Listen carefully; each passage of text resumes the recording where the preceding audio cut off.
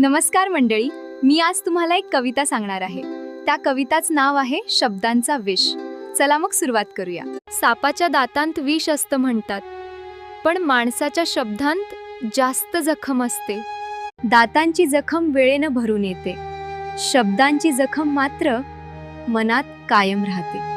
हसत बोलताना जपून बोलावं, कारण प्रत्येक शब्दाला धार असते.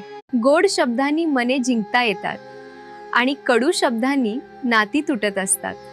म्हणून बोलताना जरा विचार करा, कारण शब्द हेच तुमचं खरं रूप असतं.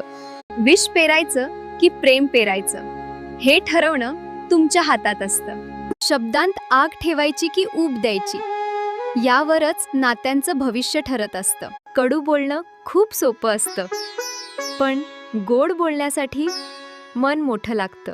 जखम करायची की जखम भरायची हे प्रत्येक क्षणी मनालाच विचारावं लागतं. म्हणून शब्दांना प्रेमाची किनार द्या, रागालाही थोडं संयमाचं घर द्या. कारण शेवटी माणूस त्याच्या बोलण्यातच ओळखला जातो आणि त्याच शब्दांनी तो जग जिंकतो.